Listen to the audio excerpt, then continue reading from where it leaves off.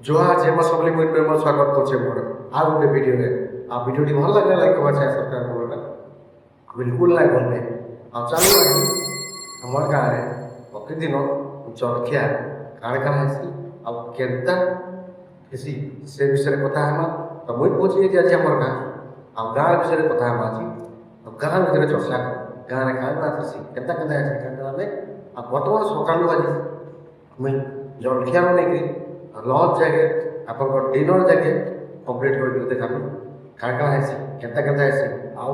आज तो रविवार तो किसी नॉनभेज रे भी हेसी प्रति रविवार रे आ गाँव तो जानते हम जदि खसी खुसा कटा है तो वो जमी जाए आ चलो आगे बढ़मा आ प्लीज मोर चैनल के सब्सक्राइब करके नहीं बोलो चलो तो गाँव रे मुड़ी चाह जेटा कि लाल चाह देखी पाते आप कैमरा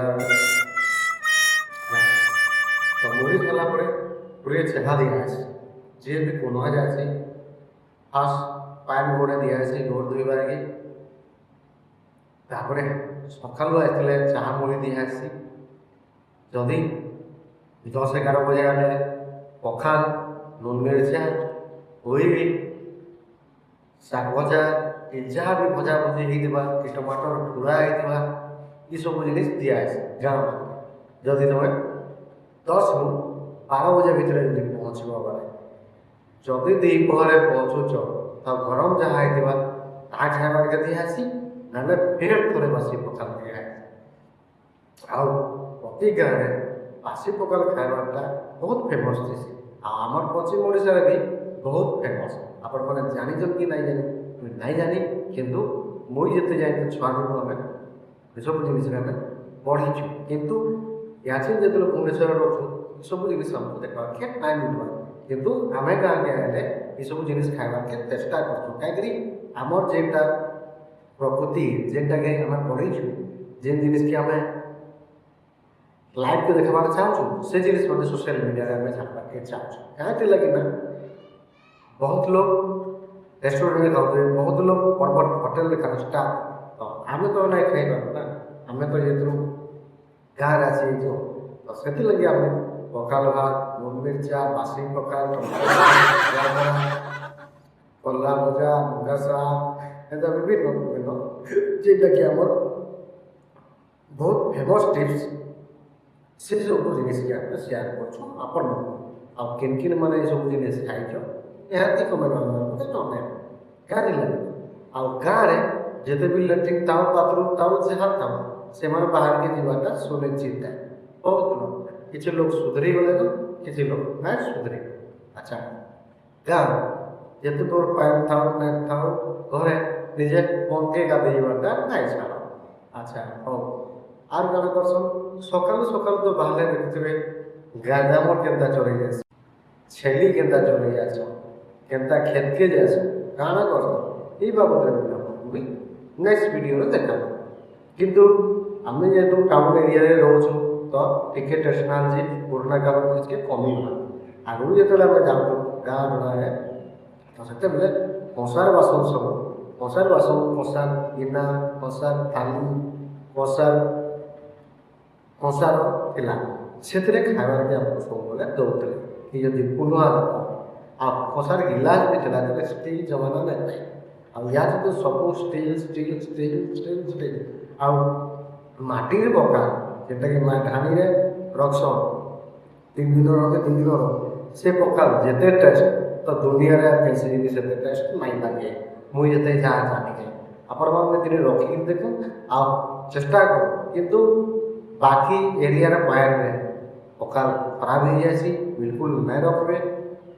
जेनटा कि जहाँ पाखे जो महानदी पाए महानदी पाए फिल्टर होगी जाऊँगी कि फिल्टर करके नॉर्मल फिल्टर है चलवा से पाइप अति सुंदर सॉलिड है आम पखा पश्चिम ओडिशा पखा तो से विषय आज कथा है जेनु कि यहाँ भी सम्बलपुर देखुवे बहुत जगह घरद्वार हो सारा से आ चाष करवार के लोग नहीं छापा क्या लगे ना चाष भावसन लस आसी चाष भावसन पैसा लेन किंतु ଚାଷରେ ବି ବହୁତ ପଇସା ଅଛି, ଯେମାନେ କରୁଛନ୍ ଲକ୍ଷପତି ହନ୍, ଆପଣମାନେ କିଛି ନୁହେଁ। ଯେ ଚାଷ କରୁଛି ତା ସାମ୍ନାରେ ଆପଣ କିଛି ନୁହେଁ। କାହିଁକି ନା ଗୋଟିଏ ଏକରରେ 40 ବସ୍ତା ଧାନ ବାହାରିଛି। 40 ବସ୍ତା ଇଣ୍ଟୁ 2900 ହିସାବ କରିଦେବ କେତେ ହେଉଛି।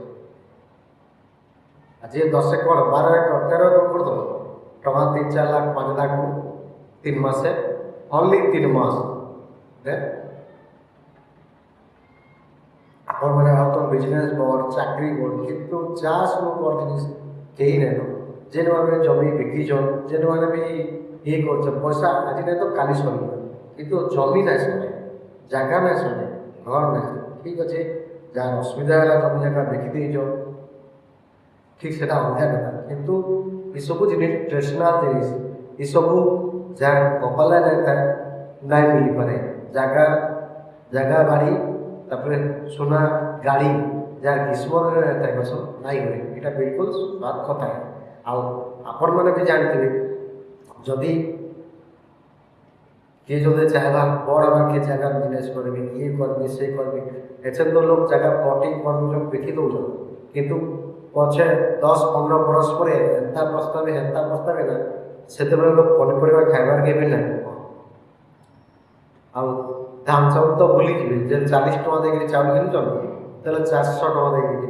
ତା ଗ୍ୟାରେଣ୍ଟି। ଆଉ ଆପଣମାନଙ୍କୁ ରିକ୍ୱେଷ୍ଟ ସରକାର କେମିତି କହେ, କିନ୍ତୁ ଗୋଟେ ମଣିଷ ପାଖେ କମ୍ ସେ କମ୍ 2-3 ଏକର ଜମି ରହିବା ଦରକାର, ଯାହାର ନାଇଁ ନବି, ଯାହାର ଅଛି ବି। ଆଉ ସରକାର ସେଟା ଲାଗୁ କରିଛନ୍, କେବେ ଲାଗୁ ହେଉଛି ଆଉ କେବେ ହେଉଛି ସେଟା ଦେଖାଯାଉ, କି ଏଇଟା କମ୍ପଲସରି କରିଦେବା ଦରକାର। କିନ୍ତୁ ଯାହାର 100 ଏକର ଅଛେ,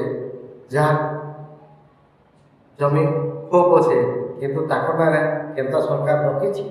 କେନୁ ଆଣିଛନ୍ ସେ ଜମି, ପଇସା ଦେଇକିରି ଘିନିଛନ୍, ନା କାହାଠୁ ହଡ଼ପ କରିଛନ୍, ନା କାହାଠୁ ଜବରଦସ୍ତି ରଖିଛନ୍, ସେସବୁ ଜିନିଷ ବି ଇନକ୍ୱାରି କରିବା ଦରକାର। ଆଉ ସରକାର ତ ଏବେ ପଟା ପର୍ଜା ମାହାଲିଆ କରିଦେଇଛି, ଯେଉଁଟାକି ମାଗଣା, କିନ୍ତୁ ବିଶେଷ ଅନୁରୋଧ RI ତହସିଲଦାରମାନଙ୍କୁ ବି, ସମ୍ବଲପୁର କଲେକ୍ଟର, କିନ୍ତୁ ସମସ୍ତଙ୍କୁ ଅନୁରୋଧ, ଯେନ୍ମାନଙ୍କର ଗରିବ ଦୁଃଖୀ ଲୋକ ଜମି ଜାଗା ଯେମାନେ ହଡ଼ପ କରିକି ତାଙ୍କୁ ବି ଏ ଜିନିଷ ଫେରାଇ ଦେବା ଦରକାର, ନିହାତି ଦରକାର। କାହିଁକିନା ପର ଜାଗା ଜମି ଏସବୁ ଜିନିଷରେ ସେମାନେ ଆସିକି ବଡ଼